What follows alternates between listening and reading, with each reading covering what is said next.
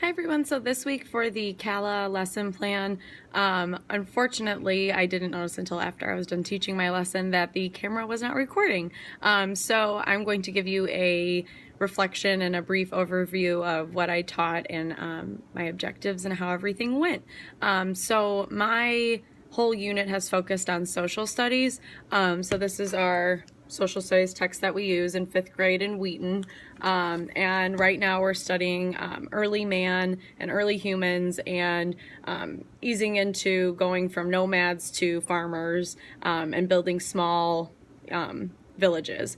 So my content objective this week was explain what new farming tools and methods early farmers first invented, and then understand and explain why villages started to develop. The language objective was that students will be able to use content vocabulary such as domesticate, slash and burn, naming specific farming tools, using the word agricultural revolution, and then being able to explain what agriculture is and how it applies to villages being started. This was done as a whole class activity, the reading portion, and then we went into partners and they worked on answering these questions and then using evidence from the text to support it. To start the lesson, I engaged prior knowledge by asking him, why were nomads considered hunters and gatherers? What does hunter-gatherer mean? Why did they have to hunt and gather their food? What was not available to them? And my students very quickly responded with, it meant that they hunted animals to kill for food, and then they gathered berries and plants to eat. One of the biggest reasons that nomads were nomadic was because when food would run out, they would have to move.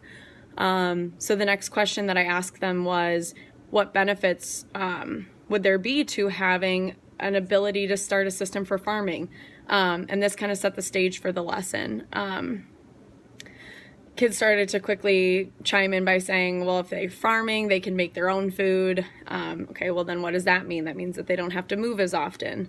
So really getting them to understand what agriculture is, which is basically planting seeds to make food or to domesticate animals and raise them for food.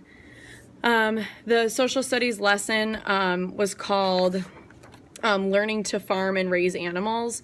So before we started reading, I had them think on their own. I give them about 5 to 10 seconds to think. Based on the title, Learning to Farm and Raise Animals, what do you think this lesson will be about? So kids take some time to think, and then they turn to their shoulder partner and one at a time, using the sentence starter, based on the title, Learning to Farm and Raise Animals, I think this lesson will be about blank because blank. Kids did a great job with this. It's a pretty straightforward title, so this wasn't something I expected to be too challenging, but they had really great discussion with it. I then have students share out. I either have them share what they said or say, my partner Tommy said, based on the title, Learning to Farm and Raise Animals, I think this lesson will be about blah, blah, blah, blah, blah. So they're really good at understanding how to listen to their partner and respond. Then we reviewed key vocabulary for this lesson. The vocabulary for this was domesticate, agriculture, slash and burn, and irrigation. We also talked about the word agricultural revolution and what a revolution means. And basically that agricultural revolution was that shift in moving and gathering food to being able to raise food. So we talked about how revolution is just a big change in a system or something that's happening. After we read as a whole class, and after we talked about the vocabulary words, their definitions, we would stop when we found them in the text, go over any misconceptions that I had, and just stopping every so often to check for comprehension.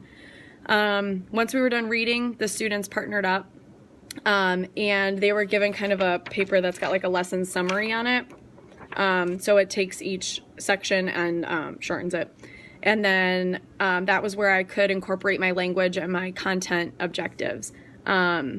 the first question was, what new farming tools and methods did early humans invent? That was when they used the words domesticate and agriculture to respond. And then how did these new tools change the way early humans lived? Again, their job was to find evidence in the text. So this was really supportive for my EL students who are able to come up with answers on their own, but might not be able to use that content vocabulary I was looking for. So by proving to them that 9 times out of 10, the answer for informational text is right in the text was really big. So the other question that I really wanted them to focus on was, how did the agricultural revolution change life for early humans? Again, really focusing on finding the answer in the text. My EL student, I borrowed his paper to show you how he proved his answer working with his partner. He said that during the agricultural revolution, people did not have to move every few years. They began to develop permanent villages to live in. The more people and groups, the more they could defend themselves from nomad attacks. So then he highlighted right in the text where he found his answer, and then that was, he uses cursive, so it's hard to read. And then the next question was, how did early humans in the Americas adapt the land for farming? So what tools did they use to farm, and then how did they make the land suitable for farming? We're really working on using the question to start our answer and not just answering, but making it a complete sentence. He did a really great job with his partner. They said early humans farmed near rivers and lakes. This made terraces to adapt the steep land for growing. I don't know what that says. I'm sorry. Steep land for agriculture. Sorry, for growing crops. And then he pointed it out right there, which was helpful. And it says they made terraces to adapt the steep land for growing crops. And then we had to talk about, what is a terrace? What does that mean to terrace the land? And what is irrigation, and why would it be helpful to be close to water? So I was really impressed with their inferencing skills about, why being close to water would be great. Kids really talked about how we need water to farm and water for people. And if we're starting a village close to that water, and creating these irrigation systems, how is that going to benefit our crops, and how are we able to stay?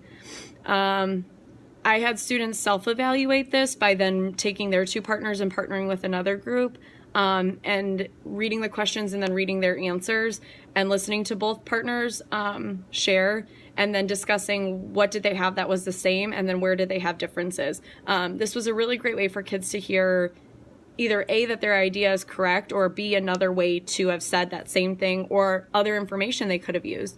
And really getting them to see that sometimes there's one correct answer, but often we can find a few different answers. Again, I apologize for not reading his cursive very well. That was my own fault. But this allows kids to play a role of teacher and listen to their peers at the same time, and get that idea of, I'm listening, I'm learning, versus I'm teaching them what I did, and now they're learning from me.